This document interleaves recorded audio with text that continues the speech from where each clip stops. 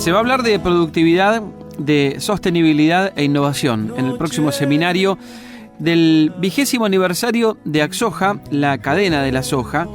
El flyer que han difundido en las últimas semanas dice retomando la curva con la esperanza de siempre, ¿no? Y parece que la soja siempre tiene la esperanza de volver a crecer en cuanto a superficie, quizá este año lo logre, y no lo logra lamentablemente por lo que debiera ser, que es que se puede y se invierte más en soja, sino por probablemente un retroceso del área de maíz en gran parte de la zona centro-norte de la Argentina.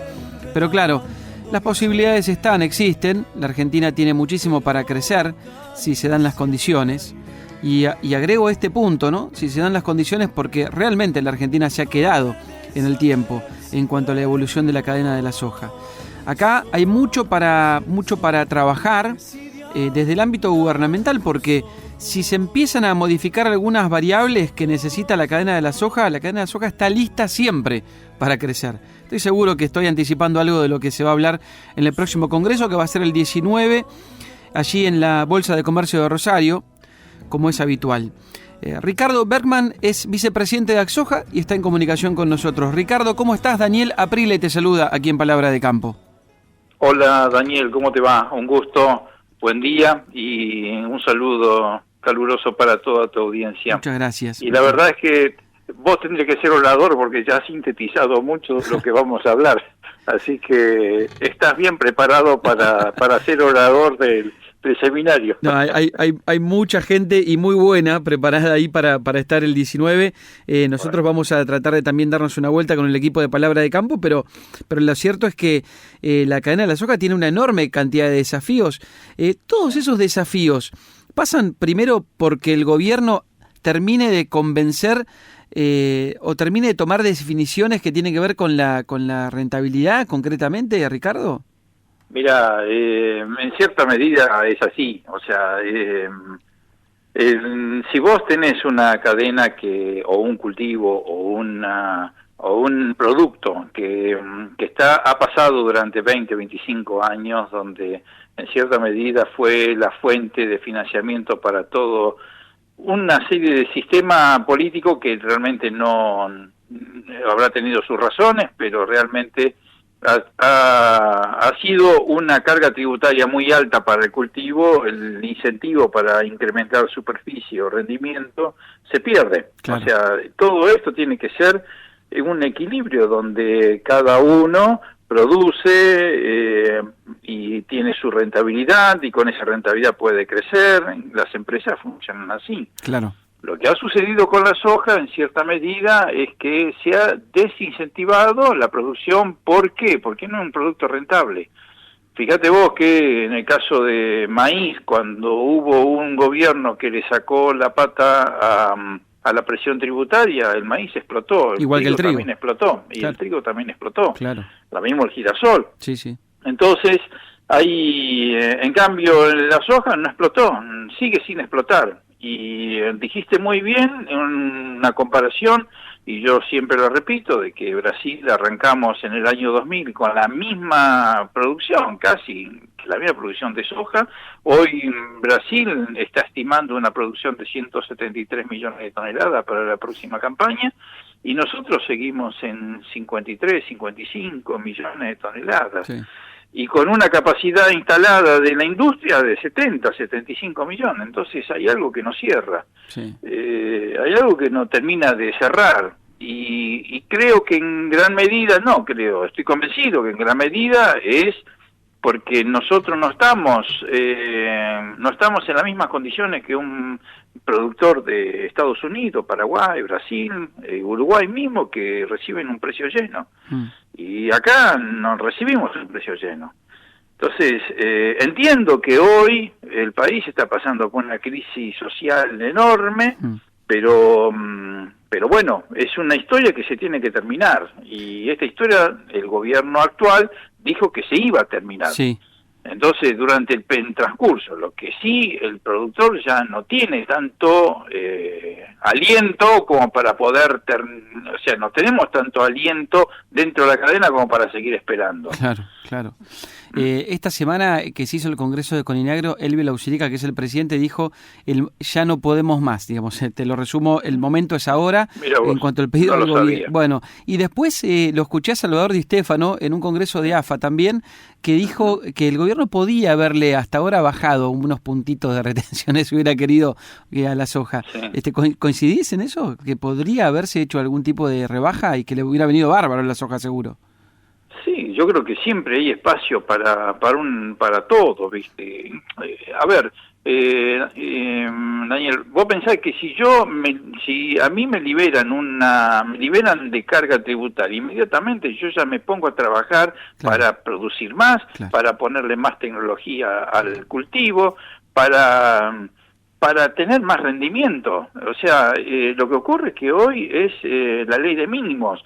Si el negocio es neutro hoy, ¿para qué voy a invertir si yo ya sé de arrancada que mi negocio es neutro? ¿Para qué voy a estar incentivado a poner más fertilizante en un negocio abierto al cielo si realmente no sé si voy a tener retorno? Claro. Entonces, directamente, todo es hacia abajo.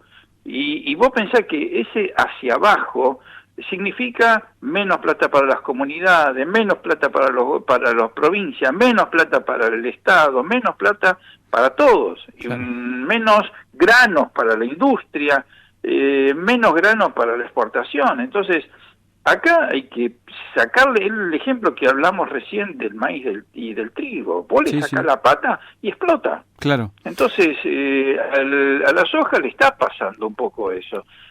Seamos realistas, entre vos y yo y toda tu audiencia sabemos que 33% de derecho de exportación es una locura, una barbaridad.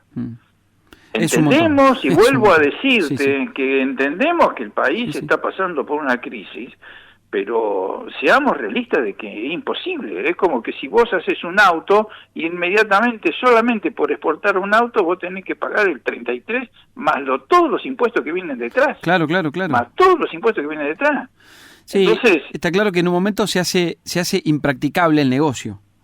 Exactamente. Entonces, no es esto es un arrastre que venimos, como te dije, de 25 años que venimos así. Claro. Entonces, si venimos, no se le puede pedir a un gobierno que tiene 6 meses, muchachos, mañana sáquenme, pero estamos en una situación también, una ecuación que no pasaba hace 2 años atrás, porque hace 2 años atrás la presión tributaria era la misma, pero ¿qué pasaba? En Estados Unidos la soja cotizaba a 580. Claro. Cotizaba a 580, entonces había un poquito más de respiro. Hoy la soja en Chicago está por debajo de los 1.000 puntos. Entonces, ¿qué significa eso? Que acá estamos pagando con una soja de 280 para el año que viene, 286 para el año que viene. Claro. Y ese nivel no nos da. ¿Por qué? Porque, bueno, globalmente una superproducción, o sea, Estados Unidos va a tener una gran cosecha, Brasil se estima que va a tener una gran cosecha, y nosotros, bueno, estará por ver el tema climático, pero la realidad es que hoy el mundo está bien abastecido, y la demanda está ahí andando flojita de China. Flojita. Entonces, totalmente. Los precios son consecuencia de la ley de la oferta y la demanda. Hay más oferta y la demanda se cayó. Entonces, obviamente los precios se cayeron. Claro. Cuando hablas de Coninagro, hablas de Salvador, verán que los números, la Bolsa de Comercio de Rosario nos mostró hace cuestión de la última reunión del comité directivo de Soja, mostró que la soja da resultado negativo. Sí, exacto. Entonces, hablando de zona núcleo, a 200, 300 kilómetros del puerto, y pagando un alquiler, obviamente, porque el 70% de la superficie está alquilada. Ricardo, igual, de todas maneras, para un propietario, la rentabilidad que tiene sobre el capital invertido, llámese tierra, no es nada interesante. Tal ¿no? cual, tal cual, tal cual. Ricardo, por último, te quería consultar porque es verdad que el tema económico es determinante, digamos, muy bien lo has explicado hasta ahora, pero también la Argentina se ha quedado ahí muy, muy flojita en otra cantidad de temas que me parece que ustedes también los van a terminar abordando. Sí. Pongo uno sobre la mesa que, por ejemplo, es la hidrovía, el tema del dragado, digamos que es otro problema, las bajantes, que son un problema constante. Sí. Ni hablar de lo que es ley de semillas, digamos, donde la soja también ahí tiene un camino enorme por recorrer, porque hay una enorme cantidad de variedades que no llegan a la Argentina, que se podrían utilizar y que sí se usan, por ejemplo, en Brasil, donde se obtiene más rendimiento. Digo, todas estas otras cuestiones que no necesariamente son económicas y de presión efectivamente sobre el precio del cultivo, pero sobre las cuales tampoco se ha avanzado. No se ha avanzado y hacen a la menor competitividad como país productor. O sea, si vos tenés una vía fluvial que no está dragada, que tiene la cota restringida, que debe profundizarse para que entren los barcos y puedan irse llenos, que no tiene la infraestructura adecuada para llegar a los puertos. Hay una serie de cosas que eso lo que hace es que sea menos competitivo el país para exportar sus productos.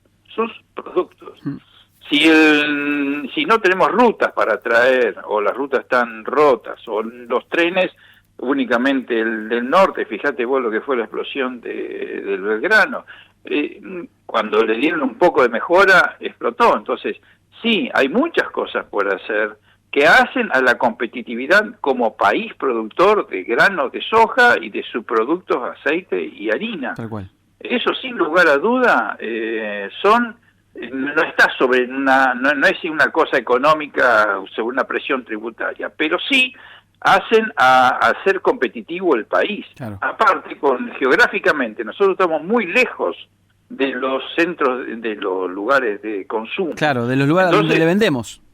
Claro, a quienes le vendemos estamos lejos. Claro. Entonces, la realidad es que tenemos que compensar de alguna manera, pero si esa compensación significaría tener una industria trabajando al 100%, donde puedan llegar a compensar sus costos, donde el río esté bien dragado, claro, para que el acceso a los puertos, o sea, los puertos de embarque, sea fluido, no tenga inconveniente, que sea moderno, que sea de buena transitabilidad.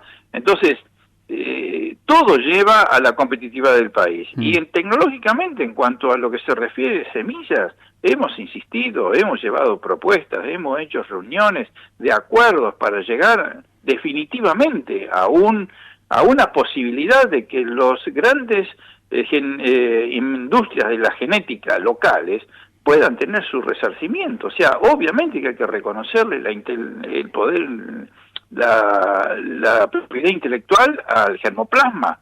Después está el tema de todo lo que son los eventos, que bueno, ellos están corriendo por otro lado, pero el germoplasma hace años que viene atrasándose. Exacto. A diferencia de Brasil, vos fíjate que la empresa número 1 de genética de Argentina invierte X cantidad de veces más, no te puedo decir precisamente, pero es más de 5 veces en Brasil que en Argentina. Totalmente. Siendo originaria de Argentina, ¿no es cierto? Entonces, con esa falta de competitividad, no vamos a tener mejor producción, porque Brasil no solamente produce más porque tiene más superficie, sino porque ha implementado tecnología, y básicamente en genética.